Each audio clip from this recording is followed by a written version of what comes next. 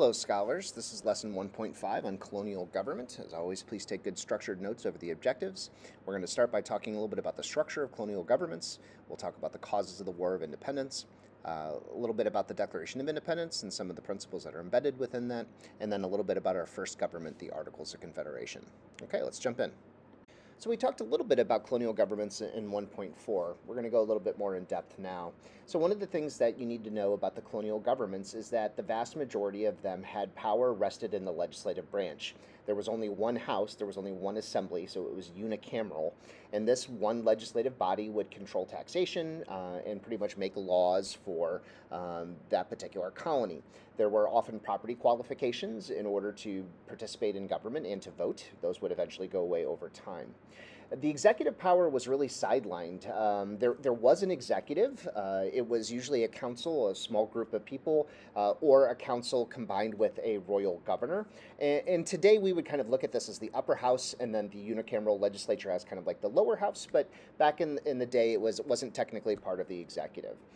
In addition, suffrage rights are going to be relatively limited in scope at first. There are going to be obviously restrictions on age, certainly race, gender. There were religious qualifications in many early colonies and property qualifications in many colonies. And so this really meant that you're only talking about a relatively narrow slice of people that could participate. Yet, more people could participate in the American colonies than in any other place in the world. So even with those restrictions, America was one of the most democratic places in the world around the mid-1700s. So for the purposes of American government, we're going to boil down the causes of the War of Independence into four key areas. The first is going to be taxation. Increasingly, after the French and Indian War ended in 1763, the British began passing more and more taxes to raise revenue. The theory being that the British colonies were really expensive to upkeep. The French and Indian War darn near bankrupted the British government, and that they felt that the American colonists needed to pay more for their own upkeep. Now, we didn't have representatives in Parliament, and we said that's not unfair. We believe in representative government, and they said, well, of course you're represented. We represent the interests of all British subjects. That idea of virtual representation did not sit well with the American colonists. There were also limits on trade. Now, there had always been limits on trade. The Navigation Acts over the course of many years specified which countries the colonists could trade with and notably forbid trade with their main enemies, which would be France and Spain and the Dutch. These Navigation Acts were tightened up over time. They cracked down on smuggling. This made trade more expensive for Americans, and this is something that they didn't like. The third main category would be limits on property ownership.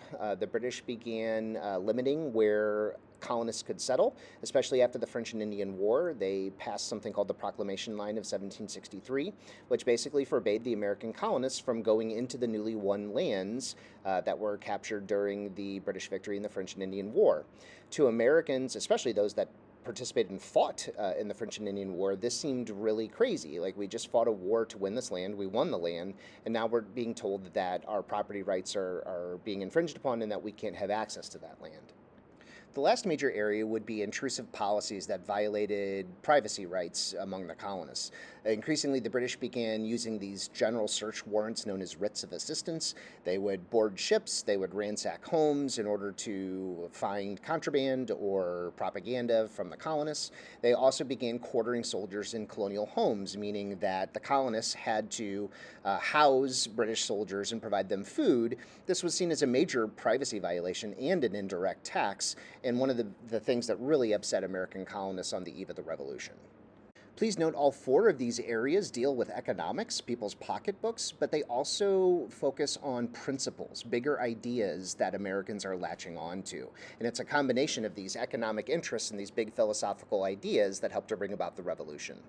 So Americans began viewing a lot of these policies through the lens of the social contract, and increasingly American colonists were feeling that British officials were violating the basic tenets of that social contract. How could they enact taxes without consent? How could they limit trade without guaranteeing certain basic rights and principles? How could they limit people's property rights? If they were adhering to the social contract, these things wouldn't be happening. So, the Declaration of Independence truly is an example of the social contract theory in action.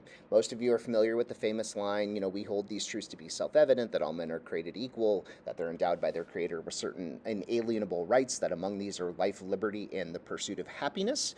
He changed property, which is a Lockean, life, liberty, and property were Locke's ideas. Jefferson thought that pursuit of happiness sounded a little bit better. Now, the next line in the Declaration of Independence is really important. I'm going to go ahead and read that to you. It basically says that whenever any form of government becomes destructive of those ends, the ends being life, liberty, and property, is the right of the people to alter or to abolish that government and to institute new government. And so basically what he's saying is you have not protected life, liberty, and the pursuit of happiness, therefore it is the right of the people to alter or abolish this government. So once the colonies declared themselves independent, they're technically kind of sort of like independent countries, and they decide pretty quickly that it would be beneficial for them to band together to create a national government. Now, the last thing they wanted to do was to create a strong national government. That's what they were trying to get away from in terms of King George and Parliament. But they did feel it was necessary to have a loose connection among these different countries, these different states, to provide for basic things. And if you see on the right, there's three basic parts of the purpose of the Articles of Confederation: to provide for the common defense, to secure liberty, and to promote the general welfare. Now, these newly independent countries that we'll just call states decided pretty quickly that it would be beneficial for them to have some kind of coordination, some kind of confederation, some kind of connection to each other. And so they created a government called the Articles of Confederation. The actual name of our first government was called the Confederation of the United States of America. And please understand, the last thing that they wanted to do was to create a strong central government. They were trying to break away from what they considered a strong, tyrannical central government. This was supposed to be a confederation, a loose alliance of the states that would help get the colonies through the war, provide a basic understanding of the relation between the states, but largely leave it at that. Now, you need to know a little bit about the structure of the Articles of Confederation. Under this government, each state had one vote. All states were treated equally, so that the delegation of each state would have one vote. So there'd be 13 total votes to cast in any given decision, and it would require 9 of the 13 to agree in order to pass anything. And as you might imagine, getting 9 of 13 states to agree on something was pretty hard, which meant that this kind of created a little bit of paralysis. Congress was delegated certain specific powers, and most of them involve the ability to fight England, right? So if you look at what those were: declare war, make treaties, create a national army and navy, borrow money. Those are all things related specifically to winning this war. There was no power to actually collect taxes. They could ask for taxes. There was no power to draft soldiers. They could ask states for soldiers, and this became a major problem. And again, what happens is the pendulum has swung back too far the other direction. We'll realize that the weaknesses of this new central government are problematic, and in the next couple lessons talk about how the Articles of Confederation was thrown out to create a new government that we call the United States Constitution. I hope you took good structured notes, and as always, please reach out with any questions.